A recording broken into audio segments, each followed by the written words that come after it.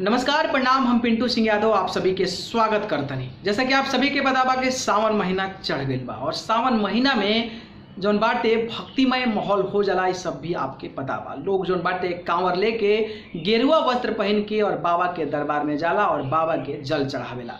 लोग हजारों किलोमीटर दूर बाटे जौन पैदल बिना चप्पले का पहुँचेला और बाबा के जल चढ़ावेला। और एकरे से अंदाज़ा आप लोग लगा सकतन जा कि लोग जौन बाटे भक्ति में कितना विलीन बाटे और बाबा के भक्ति में जौन तरीका से भक्त लोग जाला और कांटा चुभेला पैर में, फिर भी वो मंजिल के प्राप्त करेला और मंजिल पर जाके बाबा के बढ़िया से लाइन में लाग के कई किलोमीटर लाइन में लाग के और बाबा के जल चढ़ावेला।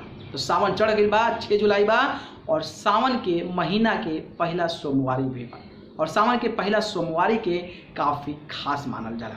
बाबा के अगर हम बात करी तो धतूरा गांजा सब बहुत ज़्यादा पसंद बाटे और हम चाहब कि वो गाना गुनगुना के आप लोगों के भी थोड़ा सा हम भी बताएं कि बाबा के भक्ति में कितना ज़्यादा जान बाटे। तो शुरू करतनी और हम आपके वो गाना गुनगुना के बताओ, ठीक बाटे? तो आप लोग सुनी जा। अगर वीडियो पसंद आई तो करा के लाइक कमेंट शेयर करी जा और चैनल के सब्सक्राइब करके जुड़ जाए। तो शुरू करतनी। हाँ, चढ़ल सावन लागे मन भावन, पूरा देव घर भइल बाटे पावन। चढ़ल सावन लागे मन भावन, पूरा देव घर भइल बाटे पावन। ये राम किया हो रामा रे मझिम बरसे बदरिया कमरिया झुम झुम नाचता। किया हो रामा रिम झिम बरसे बदरिया कमरिया झुम झुम नाचता। हो देखी भगतन के जी हमार हर सेला मन, शिव के भक्ति में सारा लोग बाटे मगन। देखी भगतन के जी हमार हर सेला मन, शिव के भक्ति में सारा लोग बाटे मगन। बम बम के बोली जयकारा, भोला नाम के बाटे सहारा।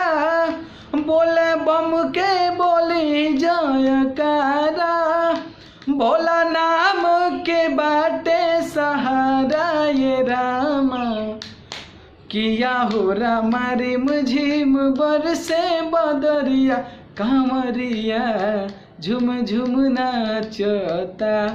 किया हो रामा रिम झिम बरसे बदरिया कांवरिया झुम झुम नाचता।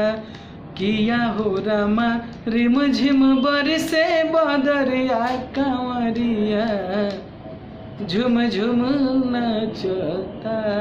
तो आप सभी के फिर से प्रणाम बा और सावन महीना के बहुत सारा शुभकामनाएं बाटे। अगर ये वीडियो पसंद आए तो करा के लाइक कमेंट शेयर करी जा और खूब शेयर करी जा और चैनल के सब्सक्राइब करके जरूर जुड़ जाइए।